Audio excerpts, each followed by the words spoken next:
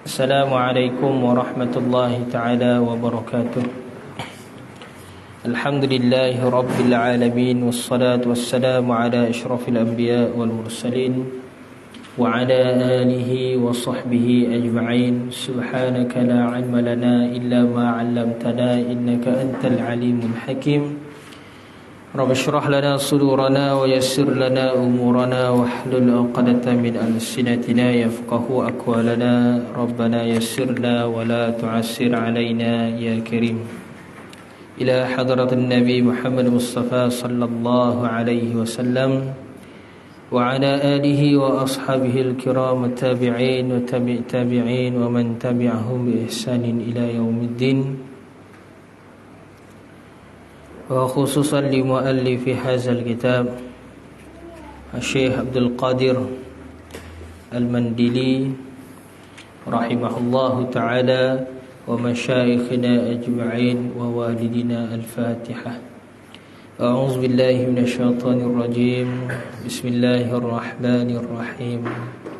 الحمد لله رب العالمين الرحمن الرحيم مالك يوم الدين إياك نعبد وإياك نستعين اهدنا الصراط المستقيم صراط الذين أنعمت عليهم غير المغضوب عليهم ولا الضالين.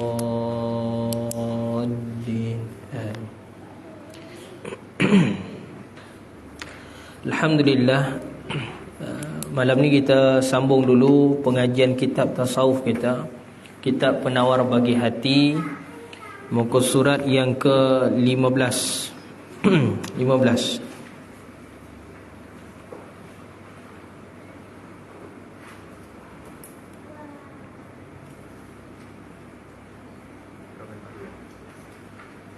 Surat 15 kan?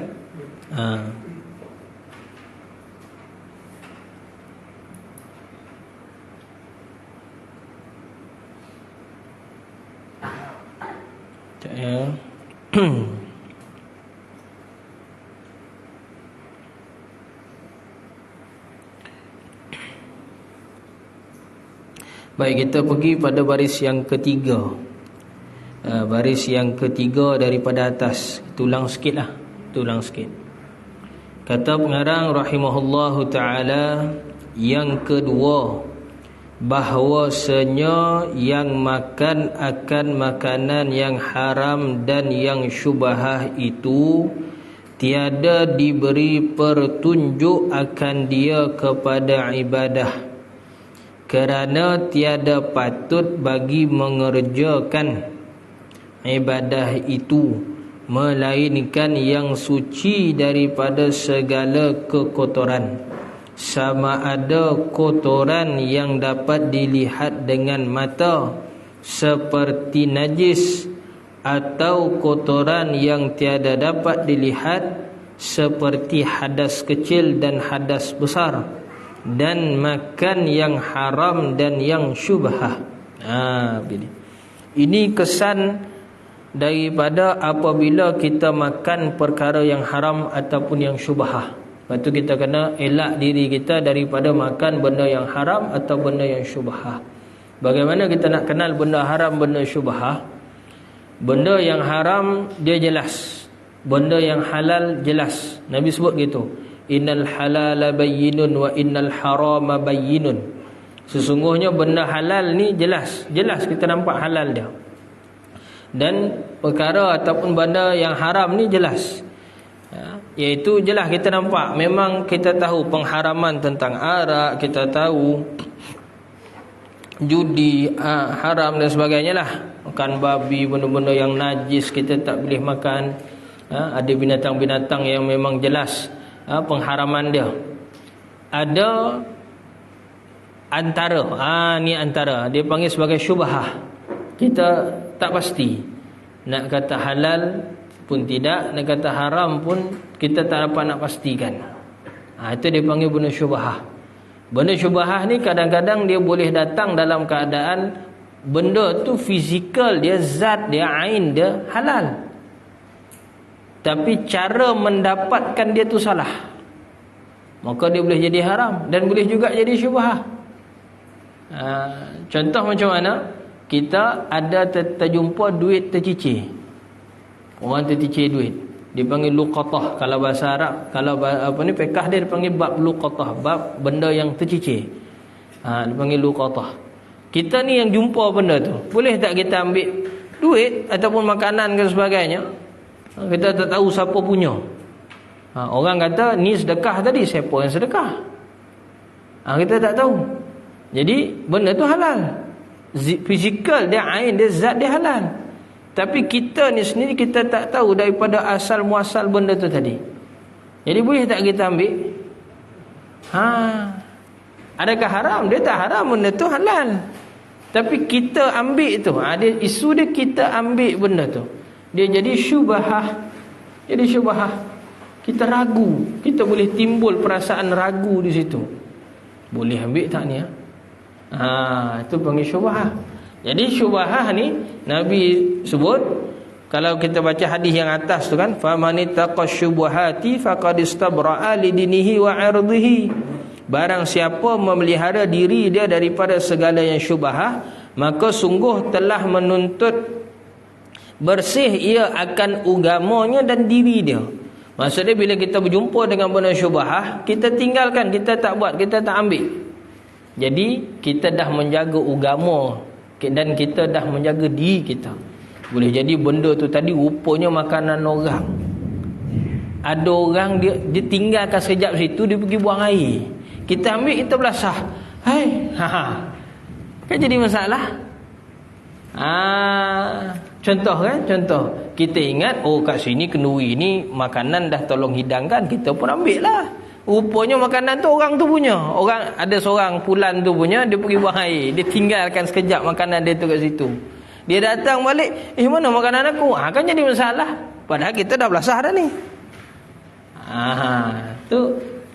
Itu sebab tu Nabi sebut, barang siapa yang tinggalkan benda syubhah ni, dia menjaga agama dia, jaga maruah diri dia. Takkan kita nak aku dah terambil, kan malu kat situ tu kita nak sebut. Tapi kalau kita tak cakap, kita menipu. Kita dah ambil hak orang, itu berdosa. Kalau kita cakap, kita rasa malu. Kalau kita mengaku, contoh makanan tadi kan, kita mengaku, minta maaf saya dah ambil, kan ada sikit perasaan malu, rasa segan dekat situ. Kan jadi masalah situ. Jadi kalau kita tak ambil dari awal, kan selamat. Itu Nabi sebut gitu. Maka yang kedua ni pula, barang siapa yang makan benda yang haram dan juga benda yang syubhah, maka orang tu tadi dia tidak ada perasaan rajin dalam diri dia nak buat ibadah. Malah yang berlaku ialah dia jadi malas nak buat ibadah. Dia rasa malas. Sekejap lagi lah, karang lah. Kenapa jadi begitu? Dia ada benda yang menghalang tu. Antara halangan dia ialah benda yang ni tadi, makan perkara yang haram atau benda yang syubhah. Tak apa. Makan yang haram ataupun yang syubhah. Tak apa, biar. Makan yang haram ataupun yang syubhah. Dia jadi, kita akan jadi malahnya lah. Ataupun kalau dia buat sekalipun ibadah tu, dia masih rasa macam terpaksa. Dia rasa terpaksa. Kenapa sampai jadi tahap begitu? Sebab ibadah dia menuntut orang yang beribadah ni sendiri. Abid ni makna orang yang menunaikan ibadah ni tadi. Konsep ibadah ni salah satu dia menuntut orang yang nak menunaikan ibadah tu dalam keadaan bersih, suci. Bersih sama ada bersih dari sudut zahir dan juga bersih dari sudut batin. Ini kita baca kitab tasawuf kita tuan, Penawar Bagi Hati, usul 15. Baik, dia menuntut kepada kita ni zahir kita bersih, hati kita pun bersih. Nak bersih hati, salah satu dia ialah dengan cara makan. Jaga makanan. Jaga makanan. Benda tu halal betul, tak kata salah. Halal. Buffet Ramadan, buka puasa RM100. Bahasa ni senang panggil apa cik? Muntah darah panggil kan. Kalau tompek saya kasar lagi disebut jolap pun nak makan. Kasar tu, jolap pun nak makan. terlampau jobor nak makan. RM100 kita makan, dia punya makanan buffet tu daripada sini sampai ke pintu belakang tu. Dapat ke semua tu nak masuk dalam perut kita? Kalau buffet itu package RM10 tak apa kan? Makan dah siap hidang tak apa, dah memang ada menu, kita order makan menu, ikut portion dia, itu tak apalah. Tapi bila dah melampau-lampau, akhirnya apa berlaku? Itu yang bila buka puasa nak solat maghrib punyalah payah. Akhirnya solat maghrib tu dia jamak dengan isyak. Dia qada sekali. Itu pun kalau kata dia solat isyak. Kalau tak, habis semua jadi burn. Habis tidur. Sedar-sedar bila sahur besok? Kalau bangun sahur juga. Kalau tak, subuh dah pukul 8 pagi besok bangun. Dia punya kekenyangan buka puasa tadi. Kan sampai tahap macam tu, dia jadi malah nak ibadah. Malah nak ibadah.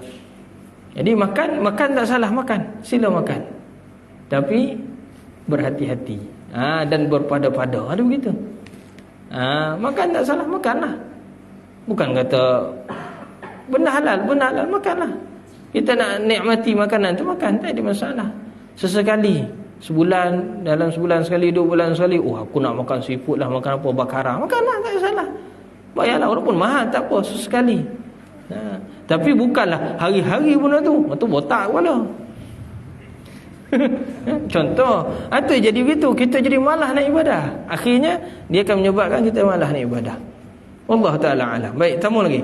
Dan yang ketiga, bahawasanya yang makan akan makanan yang haram dan yang syubhah itu ditegahkan akan dia daripada mengerjakan kebajikan, dan jika mengerjakan ia akan dia.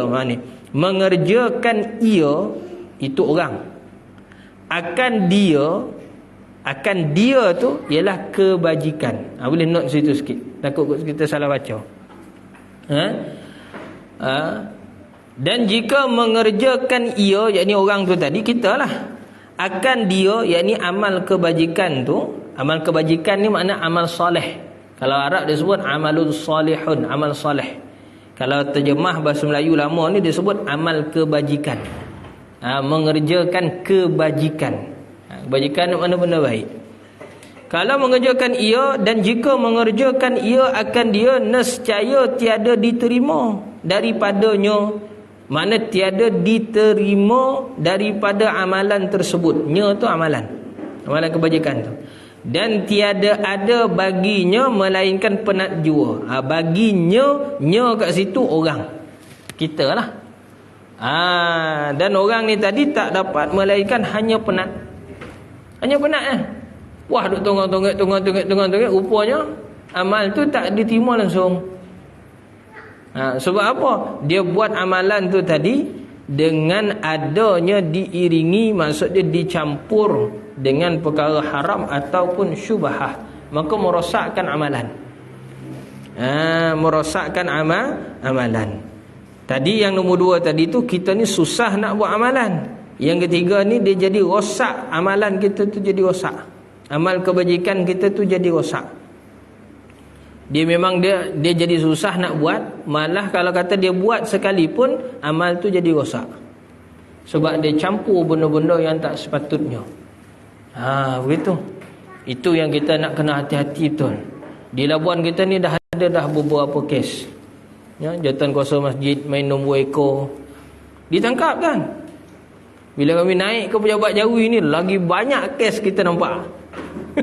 Lagi banyak cerita yang diceritakan. Jawatan kuasa masjid. Ada tu imam pula. Duk main perempuan, ada macam-macam. Masya-Allah. Itu kadang-kadang bila kita tengok, dia akan jadi kesan macam mana? Kesan dia ialah institusi tempat tu akan jadi rosak. Sebab adanya orang-orang yang jadi macam ni. Terutamanya kalau benda tu pula datang pada institusi agama, lebih lagi orang blame. Betul tak?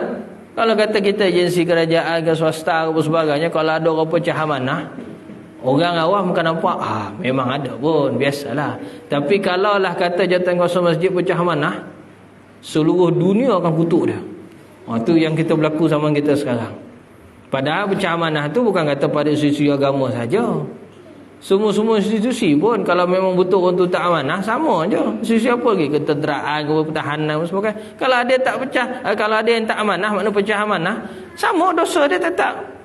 Dosa pecah amanah. Tapi bila orang agama yang buat pecah amanah, dia persepsi itu dia lain lagi. Dia hardcore lagi orang akan kutuk.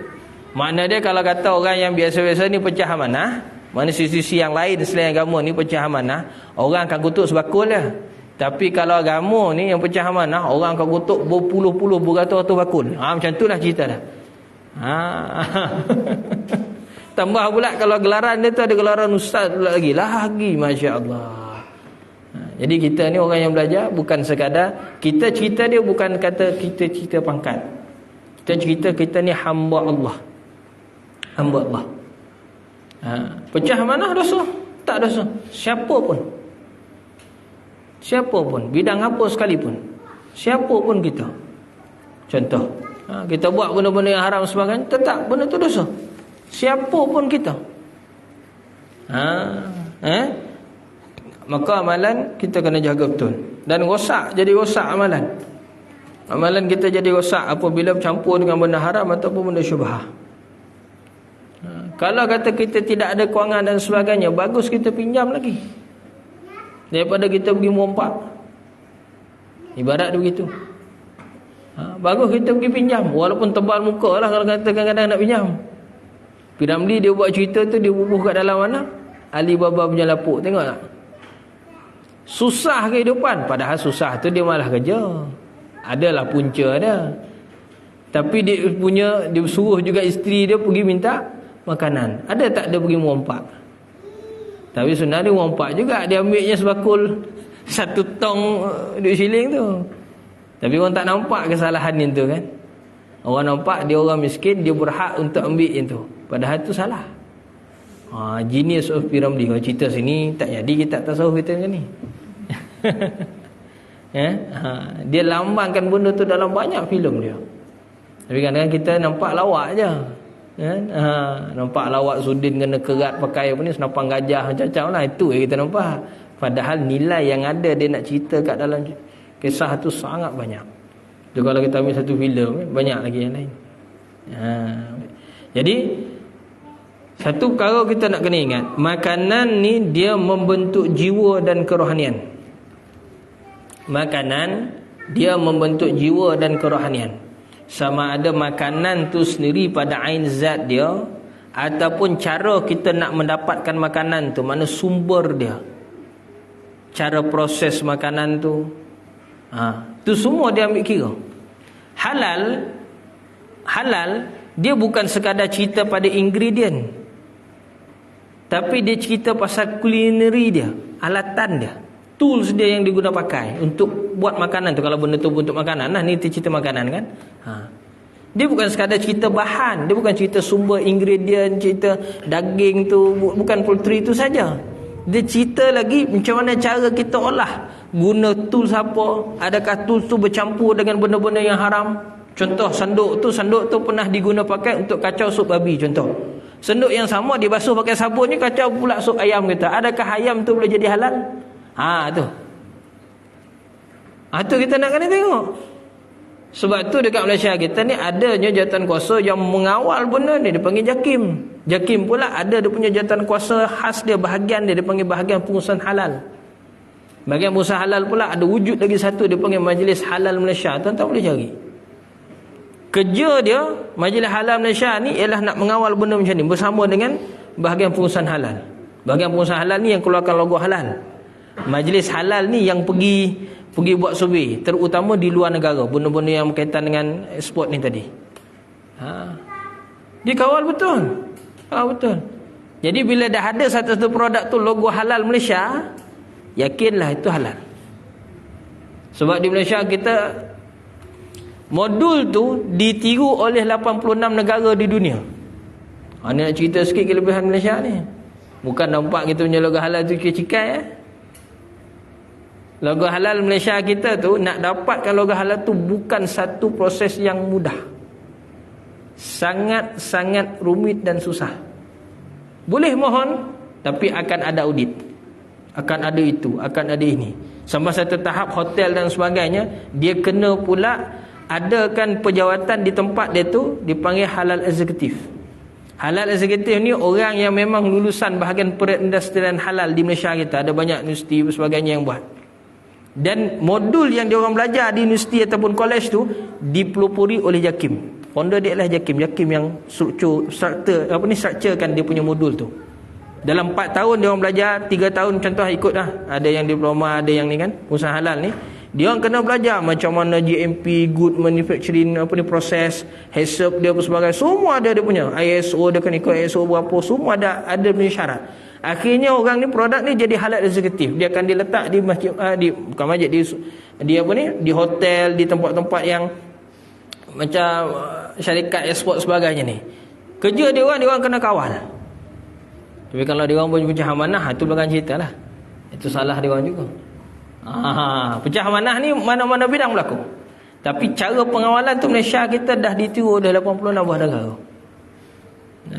Terdekat Brunei yang tiru modul Malaysia. Dan dia orang pun dah advance dah sekarang. Dia ada modul dia orang sendiri pula. Brunei tu terdekat dengan kita di sinilah, di Labuan ni. Tapi pernah tak benda tu dicerita dekat orang awam? Sebenarnya ada penceritaan, kadang-kadang kita je tak perasan. Dia dah masuk dalam TV, dia masuk dalam banyak website, dalam YouTube sebagainya ada. Biasa dengar tak nama Ustaz Amri? Orang kenal dia dengan nama Ustaz Amri Halal. Muka dia macam Cina-Cina sikit tu. Kan? Dulu kalau dekat dalam TV 1 ada satu slot nama dia My Halal, sejam. Dia cerita apa yang JAKIM bahagian perusahaan halal buat. Sama ada dalam Malaysia ataupun international, luar negara. Apa dia yang buat sebagainya. Sampai ada pun yang buat liputan pusat penternakan dan penyembelihan lembu wagyu di Jepun. Kenapa kami cerita benda itu? Sebab kita nak jaga makanan halal ni. Tujuan dia ialah untuk orang Islam sendiri. Dan modul tu dibawa ke Jepun, dibawa ke Korea. Diorang yang non-Muslim terima cara kita tu. Maksud dia diorang mengamalkan cara Islam lebih daripada orang Islam sendiri. Bayangkan. Kebersihan dia, hygiene dia jangan. Kalau nak beza hygiene sembelihan di sana dengan kita di Malaysia, sana bersih lagi. Sana bersih lagi. Tempat penyembelihan dia aircon bawah.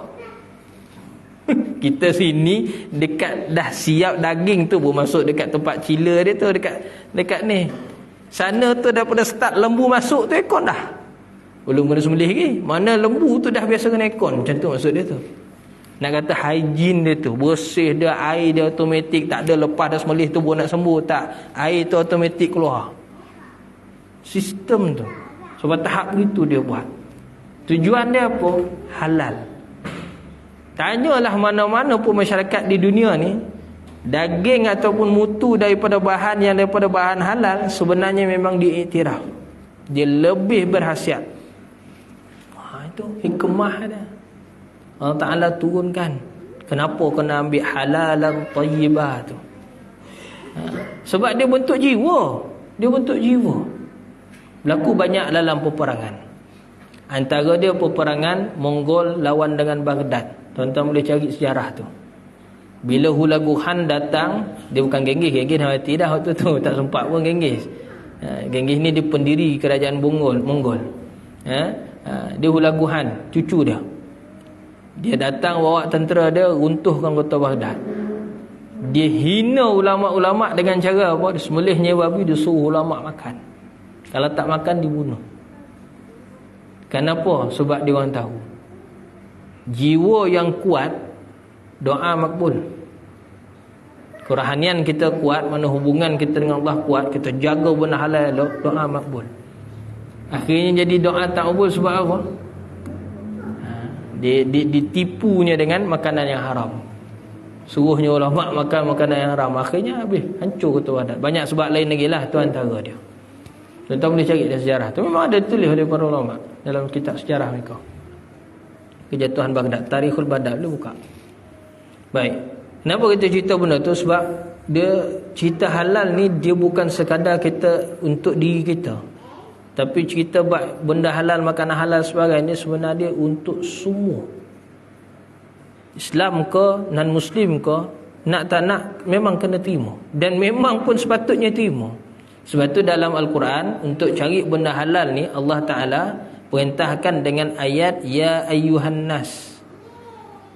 Dia tak sebut dengan ayat Ya ayyuhallazina amanu.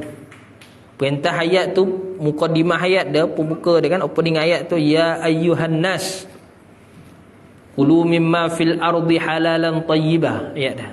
Wahai sekalian manusia, Muslim ke non-Muslim tak kira. Dia tak kira ikut agama, asalkan dia manusia. Kulu, makanlah, mimma fil ardi, apa sahaja daripada muka bumi ni, halalan tayyibah, yang halal lagi baik. Baik tu mana termasuk khasiat, cara punya proses sebagainya tu. Sebab tu kena hati-hati tuan-tuan. Hati-hati. Dan kalaulah tak ada tempat untuk kita nak proses tu, contohlah kilang, sembelih ayam sebagainya, contohlah kan, bukan orang Muslim yang buat, mana non-Muslim yang buat, wajib kepada orang Muslim kena adakan. Dia jadi fardu di situ. Jadi fardu. Dalam labuan ni kalau tak ada lagi tempat sembelihan yang Muslim, maka berdosa seluruh labuan. Tapi ada dah lah you sembelih kita Muslim sebagainya, walaupun syarikat farmer sebagainya tu yang memang non-Muslim, tu tak apalah, tu toke ni, toke ladang. Tapi yang tukang proses sebagainya tu Muslim. Terutama sekali yang tukang sembelih tu. Tukang sembelih. Tu itu yang penting. Mesti ada. Kadang tu sembelih cara apa pun boleh lah, asal mati dah. Tu cari daripada kajian. Banyak yang buat kajian ni bukan orang Muslim kita je, non-Muslim je kebanyakannya. Ada satu saintis daripada Jerman, dia kaji berkenaan dengan binatang yang disembelih tu, sebenarnya dia rasa sakit ke tidak. Dia letak nerve yang ada cara bacaan dekat komputer sebagainya, tapi dia letak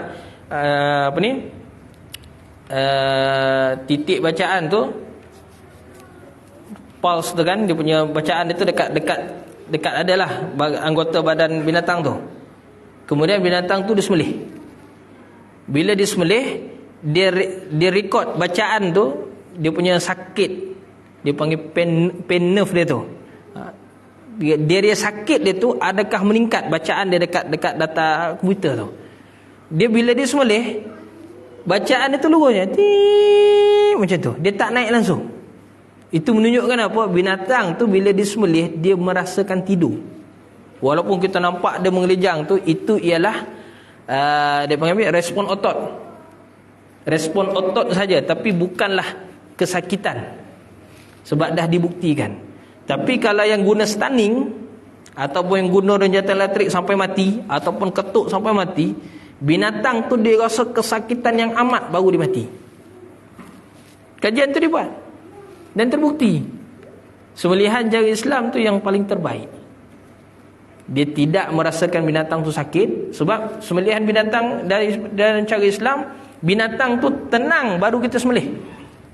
Mana dia relax, dia cool. Tanda dia relax apa? Dia tak menyepak, dia tak menendang sebagainya. Dia relax. Walaupun kita ikat dia, ikat tu untuk safety precaution.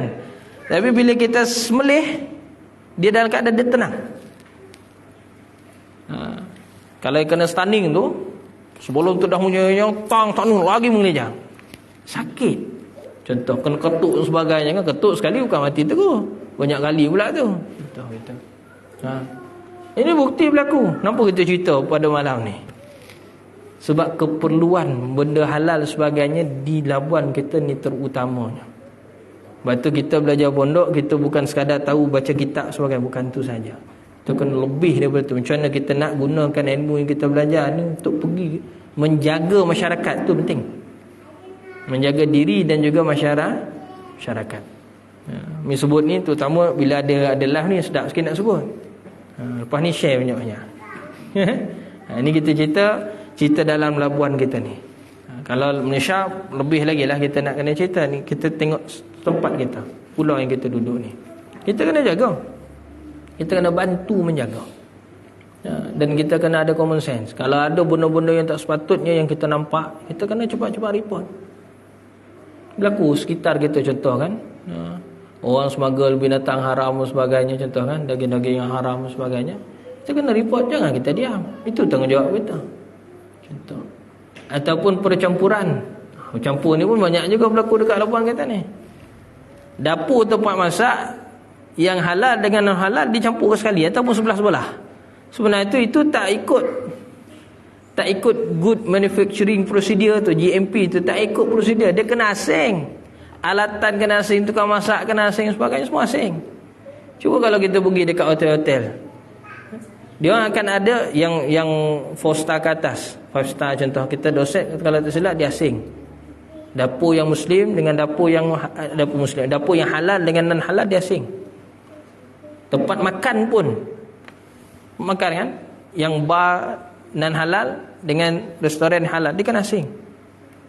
Baru dapat 5 star, baru dapat penterapan hotel tu, walaupun canggih macam mana sekalipun, hebat macam mana, cantik macam mana sekalipun, kalau dia tak ikut pun macam tu, paling-paling tinggi pun dia boleh pergi 4 star ataupun 3 star. Malaysia kita, dia masukkan syarat tu. Itu Malaysia kita. Cara proses, alatan sebagainya. Jadi dalam bab halal ni dia bukan cerita ingredient sahaja. Dia ambil cerita semua benda. Baik, kita baca hadis Nabi. Nabi sebut apa? Kam min qa'imin laisa lahu min qiyamihi illa sahun wa kam min sha'imin laisa lahu min siyamihi illa al-ju'u waz-zama'u. Artinya, hadis ni riwayat Imam Bukhari dan Imam Muslim daripada Sayyidina Nu'man bin Bashir. Itu hadis ada riwayat bawah tu, Syekh masuk. Baik. Kita tengok apa maknanya. Artinya, beberapa banyak daripada yang sembahyang malam tiada ada baginya daripada sembahyangnya melainkan berjaga. Illa sahrun. Berapa ramai orang yang sembahyang malam tapi sebenarnya sia-sia, Nabi kata. Sembahyang dia tu hanya sekadar dia mengantuk je, tapi tak dapat apa-apa pahala pun. Kenapa punca jadi macam tu? Salah satu dia ialah kerana makanan. Salah satu dia. Baik, dan Nabi sebut lagi di situ, maksud dia, dan beberapa banyak daripada yang puasa tiada ada baginya daripada puasanya melainkan lapar dan dahaga juga. Diceritakan daripada Ibnu Abbas radhiyallahu taala anhuma, la yaqbalu shalah la yaqbalu Allahu salata mri'in fi jawfihi haramun. Ini hadis daripada Sayyidina Ibnu Abbas. Nabi sebut apa? Tidaklah, artinya tiada menerima Allah Ta'ala akan sembahyang seseorang yang ada di dalam perutnya yang haram. Dia makan benda haram, maka solat tidak akan diterima. Adapun bersangatan kenyang, maka hanya saja dituntut daripada menjauhkannya kerana beberapa perkara. Dan kita ni ditegah daripada bersangatan kenyang. Yang tadi itu cerita berkenaan dengan bab halal haram. Halal haram dan juga syubhah. Apa efek dia kalau kata kita ambil benda halal? Apa efek dia? Apa kesan dia kalau kita ambil benda haram? Apa kesan dia kalau kita ambil benda syubhah? Jadi kita kena perhatikan harta kita tu macam mana dia punya jaga dia, macam mana dia punya sifat dia, daripada mana kita ambil, cara bagaimana kita dapat, kepada mana kita berikan, dan cara bagaimana kita berikan harta tu. Semua tu dia berkaitan dengan bab ni tadi. Wallahu taala a'lamu bissawab. Insya-Allah yang berkenaan dengan bab bersangatan kenyang nanti kita akan bacakan datang. InsyaAllah. Ada beberapa soalan?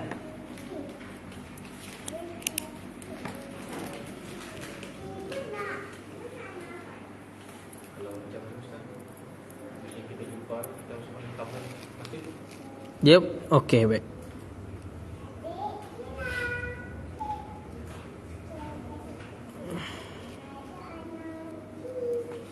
Okey, baik.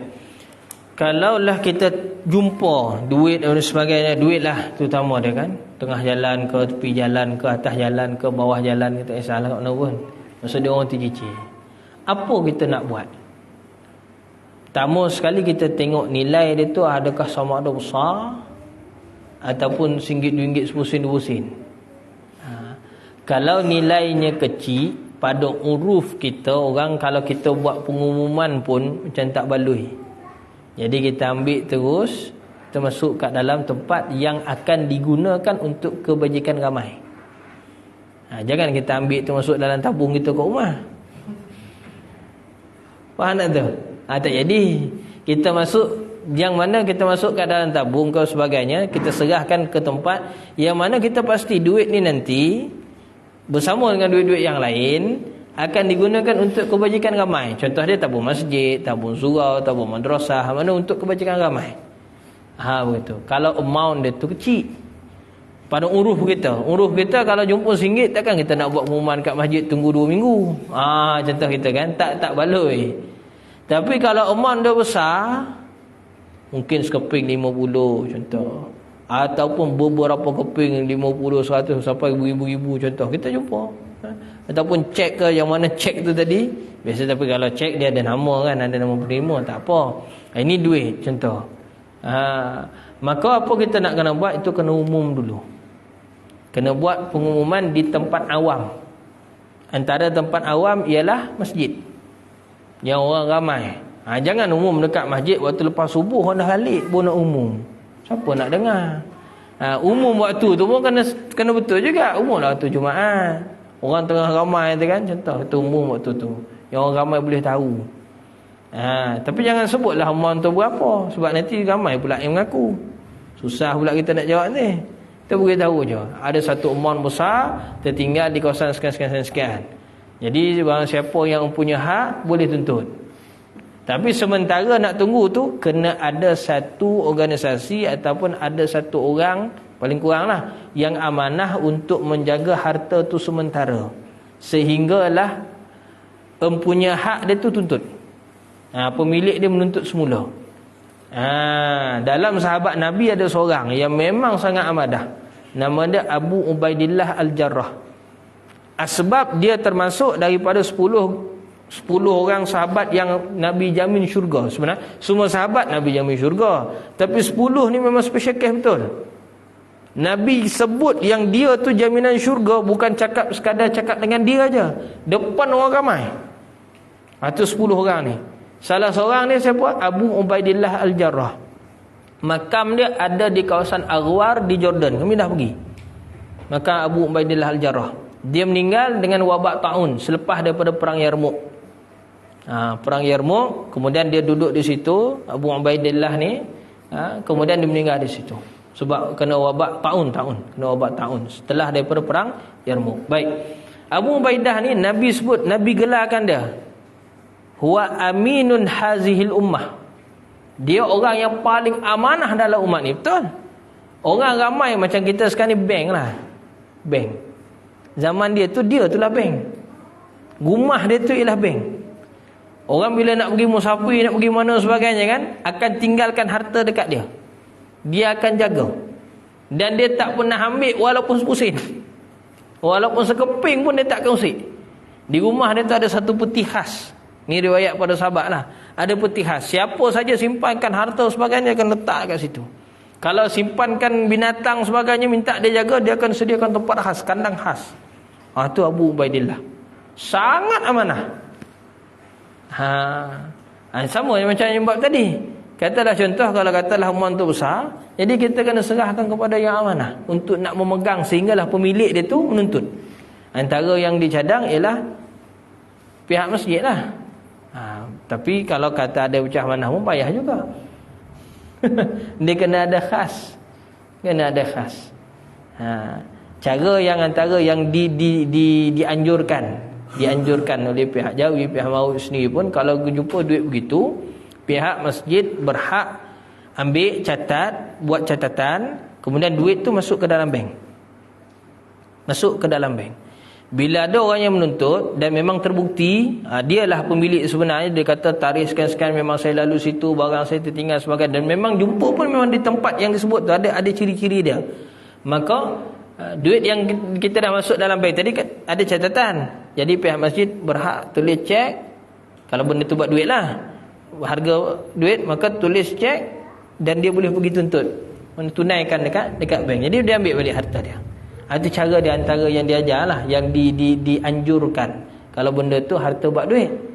Tapi kalau harta yang lain-lain, perlu sediakanlah tempat untuk penyimpanan. Almari dia ke kunci, ada palang besi ke, contohlah. Begitu. Dia panggil almari berpalang tu, contohlah. Itu cara sistem nak menyimpannya. Tapi kena mana? Mana? Jangan simpanlah kat rumah aku dulu, disuruh buah katil. Betul tak tahu hilang mana, kan jadi masalah. Contoh. Ataupun disuruh buah katil, betul dia terlupa. Sebab apa? Orang yang tuntut tu pula dah 10 tahun selepasnya, 10 tahun kemudian baru datang tuntut beli. Kan susah nak keluarkan balik, contoh. Begitu. Allah Ta'ala alam. Lain?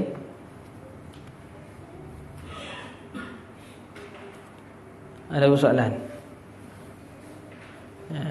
Baik. Ada? Macam ada nak tanya gitu? Tak ada ya? Okey, baik. Okey, insya-Allah. Jadi setakat tu kitab kita yang pertama ni. Kita pergi pada kitab fiqh lah dulu. Tak apa yang kita akidah kita banyak kali dah itu baca. Lagi pada kitab fiqh pula insya-Allah. Kitab Safinatun Najah.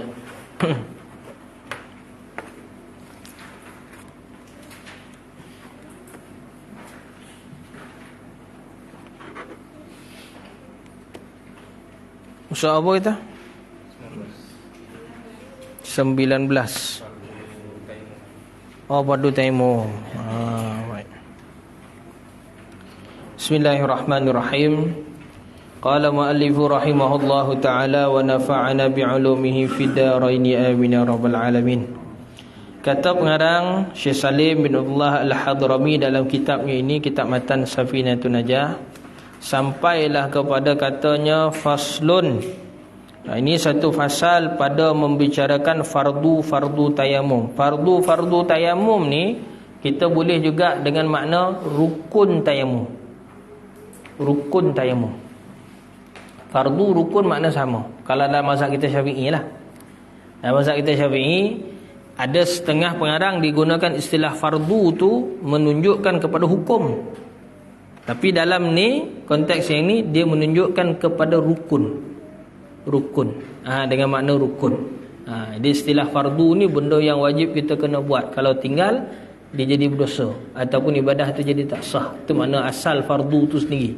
Jadi dia boleh jadi makna hukum wajib. Dia boleh juga jadi makna rukun. Istilah penggunaan istilah tu. Baik. Maka kata mengarang furudut tayammumi khamsatun, bermula fardu tayammum itu 5 perkara. Jadi rukun tayammum dia ada 5. Rukun dia ada 5. Al-awwalu naqlut turabi, pertama memindahkan debu. Maksudnya debu tu mesti dipindahkan. Maksud dia apa? Bukan muka kita ni kita pergi gahar kat tanah tu. Itu maksud dia situ. Debu tu kita pindahkan ke muka. Mana ambil debu tu buh di muka. Itu maksud memindahkan. Bukan anggota kita yang pergi pada debu tu. Tangan pula kan? Gesekkan dekat tanah tu, bukan gitu. Dia pindah. Pertama pindahkan debu tanah. Yang kedua as-saniyu an-niyatu. Kedua mesti niat. Niat. Ada bocor ke? Okey. Yang kedua mesti niat. Niat apa di situ? Niat tayamum. Bukan niat tom yam. Niat tayamum. Faham ya? Baik. Yang ketiga as-salisu mashul wajhi. Yang ketiga mesti menyapu wajah, menyapu muka. Menyapu muka. Muka ni mana dia punya sepadan?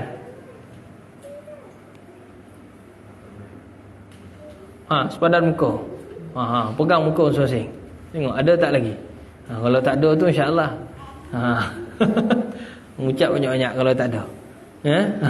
Manalah tahu? Dia perasa bahawa muka dia ada, rupa tak ada dah. Benda tu harus kita belajar buat ilmu akidah dah kan?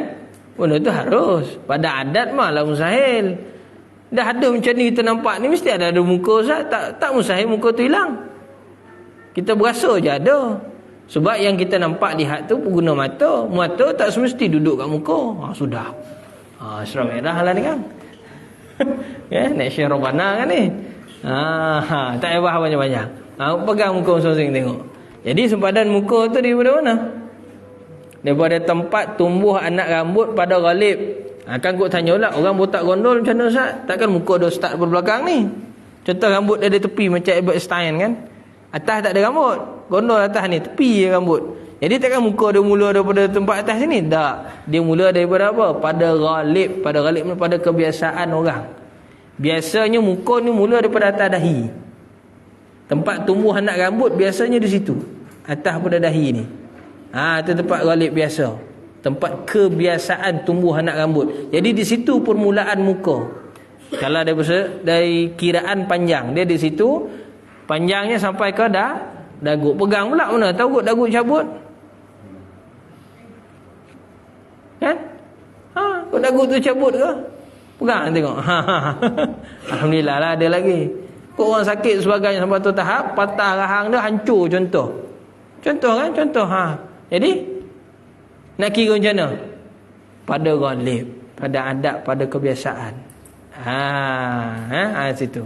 Kemudian daripada kalau itu kiraan panjang. Lebar dia dari anak telinga, syah mata uzunain dia panggil. Syah mah ni mana anak telinga ni ke sini. Cuba rasa ada tak? Ada kan? Peganglah masing-masing punya. Jangan berasa kata ada, pegang tengok rasa. Rasa badan sendiri ada tak? Kalau tak ada tu minta doa kepada Allah Taala, ya Allah mana hilangnya ni. Itu. Daripada anak telinga kanan kepada anak telinga kiri. Ni ukuran panjang. Maka kita buat gelung tu bulat.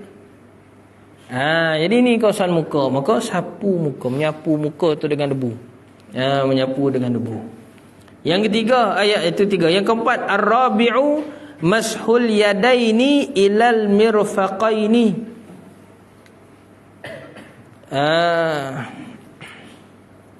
Menyapu tangan sampai ke siku.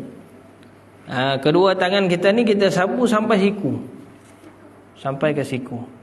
Ada yang tanya, kenapa sampai siku Ustaz? Wuduk pun sampai siku. Tak boleh ke kalau dengan makna sapu tangan ni sampai habis, sampai ke bahu? Kan makna tangan sampai situ. Ke tangan tuan-tuan sampai siku je.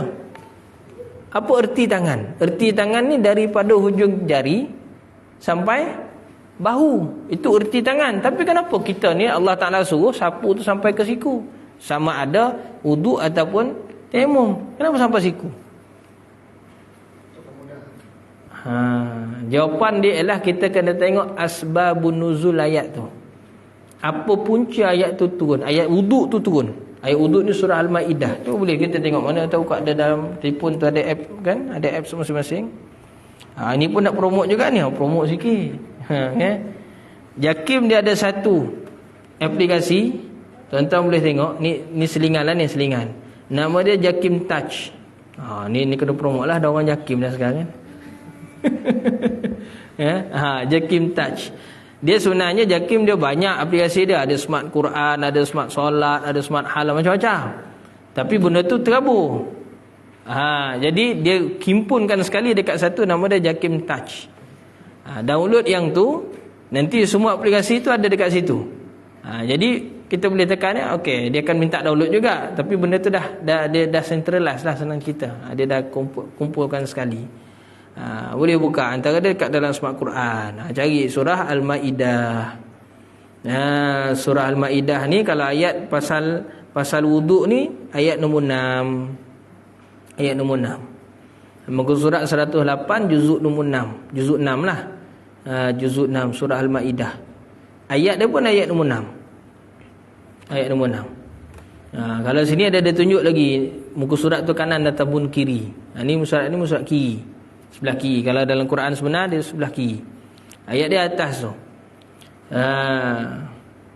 Yang kita nak baca kat sini, ya ayyuhallazina amanu idza qumtum ilas salati faghsilu wujuhakum wa aydiyakum ilal marafiq. Yang kita nak kat situ. Wa aydiyakum ilal marafiq.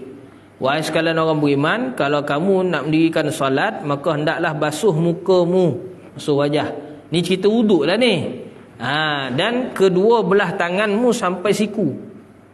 Dia masuk ilal marafiq tu. Jelas dia sebut. Dia dikhususkan ke siku, sampai siku. Kenapa? Asbab dia, sebab sebelum, maksudnya agama yang selain daripada Islam, contoh ada Yahudi ataupun Nasrani, mereka pun ada juga wuduk. Ada juga ablution tu dia panggil, basuh muka apa semua itu ada. Tapi sampai 4 basuh tangan, mereka hanya basuh tangan yang zahir daripada baju. Contoh kalau lengan dia tu panjang macam ni, jadi dia basuh yang nampak tu je lah, yang terbuka tu je lah. Kalau lengan dia pendek, dia basuh sampai situ. Kalau pendek lagi daripada tu, contoh baju tak berlengan, jadi dia akan basuh sampai ke bahu. Mana yang nampak, yang terbuka, tu. Tapi kita Islam tidak. Allah Ta'ala suruh sampai ke siku. Itu membezakan antara cara wuduknya kita Islam dengan yang bukan tu. Yang ni, yang Yahudi, yang Nasrani tu, dia beza. Rasulullah sendiri pun dia tak suka kita agama Islam ni ikut cara orang. Kita sendiri. Sampai bukan takat tu je, ini benda wajib. Sikat rambut pun Nabi tak suka ikut orang. Style rambut Nabi tak suka ikut orang. Style sikat rambut Nabi 2. Belah tengah ataupun daripada tepi. Belah tepi ni kenapa? Ketika Nabi, waktu dia ketika Nabi sebelum hijrah. Nabi sikat rambut daripada tepi. Kenapa? Sebab Arab jahiliyah ramai yang sikat rambut belah tengah. Nabi tak suka, Nabi tukar. Nabi beza dengan orang. Nabi tak nak, biar kita ada identiti. Bila Nabi sampai ke Madinah, tengok pula orang Yahudi ramai yang sikat rambut daripada tepi. Jadi Nabi belah tengah. Begitu. Sampai Nabi pun sebut man tashabbaha biqaumin fahuwa minhum. Nabi sebut barang siapa yang mengikut-ngikut trend, mengikut-ngikut fashion orang, fashion yang bukan daripada orang Islam, Nabi sebut apa? Dia tu sebahagian daripada orang tu. Tu yang kita tak ikut tu. Biar kita ada identiti kita sendiri. Nanti kejap lagi kita cerita waktu banyak tu. Dia buka bab sejarah pula dah. Ya. Itu dalam bab wuduk ni, dalam bab tayammum ni sama ni. Sebab tayammum ni dia ganti wudu. Dia pengganti kepada wudu. Jadi diikutlah martabat macam mana wuduk tu. Cuma dalam bab tayammum ni dia ada khusus lagi bawah tu. Di bawah tu ayat yang sama. Kalau kita tengok ni kan Quran ke, kalau ada wuduk dia ambil Quran depan ni. Tak apa. Baris yang mana? Baris yang 1, 2, 3, 4, 5, 6. Baris nombor 6. Kalau kita tengok ayat yang sama tadi, baris nombor 6 dalam ayat Quran tu. Fatayammamu sa'idan tayyiba famsahu biwujuhikum wa aydiyakum minhu. Ada sebut sini. Macam mana kaifiat tayammum tu ada sebut dalam Quran. Iaitu cara dia, kita kena tayammum guna debu yang sa'idah. Tayyiban, sa'idan tayyiban, debu yang baik, debu yang suci. Itu disebut dalam Quran. Cara dia bagaimana? Famsahu wujuhakum, maka sapulah mukamu, wa aydiyakum minhu, dan kedua belah tanganmu dengan debu tersebut. Jadi bila situ mazhab kita Syafi'i dia tafsirkan wa aydiyakum, di situ kena ikut wa aydiyakum ilal marafiq, seperti mana wudu. Mana tangan yang dalam ni, walaupun dia tak sebut wamsahu ilal marafiq tu dia tak sebut. Tapi dia dalam mazhab kita Syafi'i dia ikut ayat seperti mana yang wuduk tu tadi, sebab dalam ayat yang sama. Guna kat dakiyah lah. Baik. Itu rukun yang keempat. Rukun yang kelima, wal khamisu at-tartibu bainal mushatain, ataupun mashatain. Mushatain lah, betul. Iaitu tertib antara dua sapuan. Makna ikut susunan. Kenapa ikut susunan? Dalil dia ayat Quran ni sendiri. famsahu biwujuhikum. Allah Ta'ala sebut famsahu biwujuhikum wa aydiyakum minhu. Dalam ayat ni muka dulu ke tangan dulu? Muka dulu baru tangan. Maka dia tertib. Dia tertib. Itu kaedah ulama' nak ijtihad, nak keluar hukum. Bukan senang kita baca Quran tu boleh terus keluar hukum. Dia tengok kaedah bahasa. Fa dekat situ, fa apa? Fa yang menunjukkan fa maksud apa? Sampai sekecil-kecil huruf tu pun dia syarah. Dia kena kita ada ilmu kat situ. Baru kita boleh faham Quran, hadis tu dengan betul-betul pemahaman yang betul, sehingga dapat keluarkan hukum dengan hukum yang betul seperti mana, ataupun selaras seperti mana selari yang ada dalam Quran dan juga hadis. Bukan mudah. Belajar sikit Quran sebagainya, tahu baca sikit, dah boleh keluar hukum. Wah, mudah sangat macam tu. Kalau macam tu tak payahlah ada universiti, tak payahlah ada belajar, tak payahlah ada madrasah, tak payahlah ada apa, baca sendiri dah tahu baca Quran, dah tu boleh keluar hukum. Dah tahu baca 2-3 patah hadis, dah boleh dah. Jangan. Itulah fitnah kita akhir zaman. Kalau nak tengok ramai mufti, bukalah ni. Buka Facebook, buka YouTube, buka TikTok, buka apa. Memang ramai mufti, berjuta mufti. Itu yang makan ubat tahan sakit pun boleh jatuh masuk neraka tu. Wal-iyazubillah. Isu, benda tu isu laku. Kita kalau kita tak layan benda tu pun tak boleh. Sebab dia kalau kata kita tak dia trend zaman sekarang ni, layan ke tak layan ke, dia tetap juga nak sampaikan. Kalau yang 5 tahun sebelum ni, trend ni kan, media sosial ni, kalau kata kita tak layan dia, dia rasa tak ada orang, tak apalah, dia terus down lah. Sekarang ni yang 2020 ke atas ni, kita layan ke tak layan ke isu tu, orang yang buat isu tu dia tetap nak buat isu lagi. Ada perangai itu pula dah sekarang. Kalau tahun sebelum 2020, maknanya sebelum Covid ni, sebelum Covid, orang kalau dia buat isu, kita tak layan, semua pakat tak mau layan dia, dia terus senyap. Sebab tak ada sambutan. Dia buat isu macam mana pun orang tak sambut. Lepas daripada Covid ni, buatlah isu macam mana pun, ada sambutan kata sambutan, dia tetap nak buat isu juga lagi. Wal-iyazubillah. Dia dah jadi makin bingung manusia ni. Manusia ni jadi makin pelik. Makin nak mengejar populariti. Kok orang kutuk pun lagi dia suka. La ilaha illallah. Laku tuan-tuan. Orang kutuk kau orang kutuk. Masalah yang kutuk tu bukan orang Muslim sendiri yang kutuk. Yang blame ni tu non Muslim pun blame. Dia makin lagi la ilaha illallah. Dah terlampau teruk dah. Dah tenat sangat dah. Bahasa mudah dia, manusia ramai dah jadi nyanyuk. Nyanyuk sebelum umur. Waliyazubillah. Baik, patah balik tajuk kita tadi. Patah balik tajuk kita tadi, itu berkenaan dengan bab tayammum. Kita habiskan tu boleh bab tayammum ni. Tambah satu lagi faslun boleh Faslun pada membicarakan perkara-perkara yang membatalkan tayammum. Perkara-perkara yang membatalkan tayammum. Kata Syekh kat dalam ni, mubtilatut tayammumi arba'atun. Perkara yang batalkan tayammum ni ada 4, ada 3.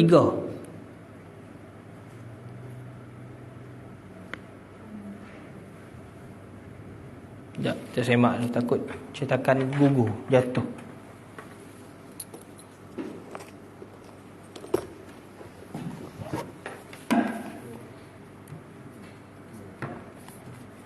Tiga ke 4? 3. Kat sini matan kita ni disebut arba'atun, 4. Dalam terjemah tu 3. Dalam terjemah ialah 3.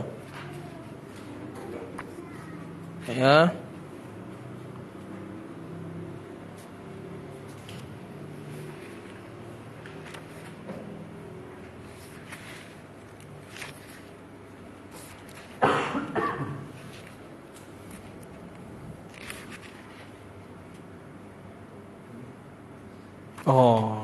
Jadi yang nakal kat sini ni yang silap.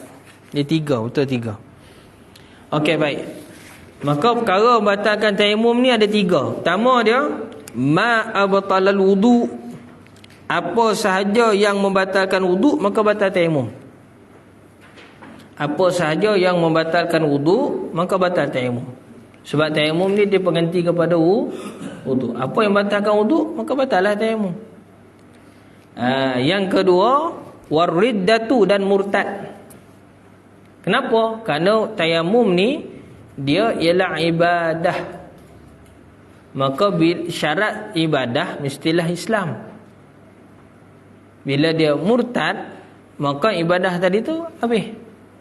Kalau dia kembali kepada Islam balik semula, maka adakah tayamum dia sebelum dia jadi murtad tadi tu masih sah? Tidak lagi dah. Dia dah jadi batal. Begitu. Yang ketiga, tawahhumul ma'i in tayammama li faqdihi. Menyangka akan adanya air jika dia bertayamum tadi kerana ketiadaan air. Dia kan ada sebab tayamum, kita dah sebut sebelum ni. Secara umum dia, sebab kita boleh tayamum ni, air tak ada, ataupun ada air tapi tak boleh guna. Ada air tapi tak boleh guna ni dua keadaan. Sama ada air tu terlalu sikit, ada yang lebih utama lagi kita kena utamakan, iaitu kita nak minum lah, nak survive. Ataupun kerana sakit. Ada air tapi kita tak boleh kena air tu, kita tak boleh guna tu, tak boleh kena, dia jadi penyakit tu lagi teruk nanti, luka dan sebagainya lagi teruk. Contoh itu. Kalaulah dia bertayamum tadi kerana kan asal dia ketiadaan air, mana air memang tak ada, jadi dia bertayamum. Jadi batal tayamum dia tu apabila dia menyangka air dah ada. Macam mana nak kata air dah ada? Contoh, paip dah bunyi dah contoh. Tapi labuan kita ni payahlah nak amal yang tu, sebab kita keliling laut. Walaupun air tak ada kat dalam ni pun, pam rosak dan sebagainya kan. Kan biasa kan kita 3 hari, 4 hari, seminggu tak ada air kan. Tak ada air tu kat paip, tapi keliling labuan ni penuh dengan air. Air mutlak. Jadi tak boleh lah nak kata kita buat tayamum. Macam tu tayamum tu Ustaz, tak boleh. Kok lah ada yang buat gitu. Manalah tahu kok ada sidang pendengar yang mendengar ni ada buat macam tu. Jangan buat. Tak boleh. Lain kalau kata kita duduk dekat tengah padang pasir, kita duduk kat tengah hutan, sungai pun jauh sebagainya. Tu memang tak ada air betul, tak apalah tayamum. Nak mencari air tu agak susah. Memang tak jumpa betul. Ini kita keliling ni. Keliling Pulau Labuan ni air. Lainlah kalau kata seluruh lautan di dunia ni, muka bumi ni kering. Tu lain cerita. Pada ketika tu memang kita kena tayamum dah semua. Mana dah tahu kan, takdir taklah kering, tak ada setitik air pun atas muka bumi ni. Sungai pun kering, laut pun kering, perigi semua kering, habis semua kering, semua kering. Ni macam mana nak selesaikan masalah? Solat kena solat. Macam mana selesai masalah tu? Tayamum lah. Okey, jadi tayamum ni tadi batal, ni yang 3 ni. Batalnya tayamum tu apabila dia menyangka adanya air. Macam mana nak kata sangkaan adanya, sangkaan yang kuat? Contoh ada bunyi kat paip yang masuk kat tangki, bunyi contoh air, ada bunyi air. Ataupun bunyi turun hujan. Bunyi guruh belum tentu lagi ya. Nampak kilat belum tentu lagi. Memang bunyi turun hujan. Maksud dia atap kita tu dah mula bunyi dah turun hujan. Tu makna ada air lah tu. Ada air. Nampak kan? Ataupun dia bertayamum tadi, kemudian adanya embun. Ada embun. Dia nampak pokok tu ada embun. Ada embun kau. Jadi batal tayamum dia dah tadi. Tayamum dengan sebab tak ada air. Sebab apa? Embun salah satu daripada air mutlak. Embun salah satu daripada air mutlak. Kita bersyukur kat Malaysia kita ni masih banyak lagi embun. Itu menunjukkan sumber air dekat Malaysia kita ni masih banyak. Masih banyak, masih mencukupi. Cuma cara dia macam mana nak mengalirkan air itu sampai ke pengguna, itu ialah isu dia. Isu paip, isu pam, itu isu technically lah. Tapi air tetap tak ada. Air masih ada, masih banyak. Alhamdulillah. Syukur banyak-banyak. Tapi tak tahulah kok 10 tahun akan datang jadi lain pula Malaysia kita ni. Kita tak tahu ke. Sebab janji Nabi itu pasti. Bila Dajjal muncul, maka dia akan berlaku 10 tahun tu tahun pertama tak tahu berapa tahun, tapi dia kata tahun pertama tu memang akan jadi kemarau 1/3, lepas tu 2/3, lepas tu 3/3, maknanya kemarau betul, kemarau kering betul. Kemarau macam mana tu kita tak tahu, bila kita sekarang duduk pasal mana pun kita tak pasti. Tapi kita adab lah. Kita dalam global crisis, food crisis kan, food global crisis sekarang ni, krisis makanan dan sebagainya. Kenapa masuk pada situ? Sebab Islam dia ada cara jalan keluar, tapi yang gambar lain Allah Ta'ala alam, kita tak tahu. Di Islam ada cara jalan keluar, cuma nak kena belajar lah. Kalau tak belajar, masalah. Baik, adapun kalaulah orang tu tadi dia bertayamum kerana tak boleh menggunakan air, walau ada air sekalipun tayamum dia masih sah. Dan boleh kita masuk juga dekat sini, satu lagi perkara yang membatalkan tayamum ialah apabila bertukar waktu, masuk waktu solat yang baru, maka tayamum yang waktu solat yang sebelum ni tadi sudah dikira batal, walaupun sepanjang waktu tu kita tidak melakukan salah satu daripada 3 ni tadi. Contoh, kita tayamum untuk maghrib, air tak ada, contohlah air tak ada, kita tayamum untuk waktu maghrib. Sebab syarat sah tayamum kita dah cerita sebelum ni, dia mesti bertayamum selepas masuk waktu, betul? Jadi kita tayamum untuk maghrib. Dalam sepanjang maghrib, dalam sejam suku, sejam setengah nak masuk isyak tu, tak adalah kita terkentut apa, tak ada masuk bilik air ke apa, buang air, tak ada. Mana tak adalah melakukan perkara batalkan wudu, kita pun tidak melakukan perkara jadi jatuh murtad, air pun tak ada lagi kan? Maksud dia tayamum tu masih valid. Tapi bila masuk saja waktu isyak, tayamum maghrib tadi apa jadi? Batal. Jadi boleh kita masuk situ satu tambahan. Tambahan. Tambahan pada syarah lah. Tambahan pada syarah. Bukan tambahan pada matan. Matan tu gitulah. Tapi tambahan pada syarah. Tambah satu lagi perkara batalkan tayamum ni ialah apabila berubah waktu solat, mana masuk waktu solat yang baru. Ada beberapa soalan sebelum kita tutup? Selesai dah ni, alhamdulillah.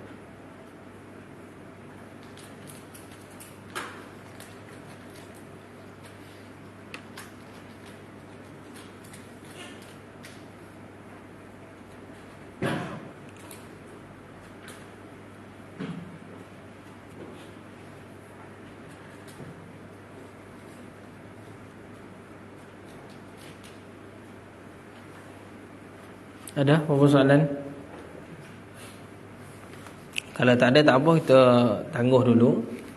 Sekadar itu saja dahulu. Ada rezeki peluang kita akan sambung lagi pada waktu akan datang insya-Allah. Bismillahirrahmanirrahim. Rabbana anfa'na bima 'allamtana, Rabbana 'alimna alladhi yanfa'una, Rabbana faqihna faqih lana wa qarabati lana fi dinina. Sallallahu ala sayyidina Muhammad wa ala alihi wa sahbihi wa baraka wasallam. Alhamdulillahi rabbil alamin. Assalamualaikum warahmatullahi wabarakatuh.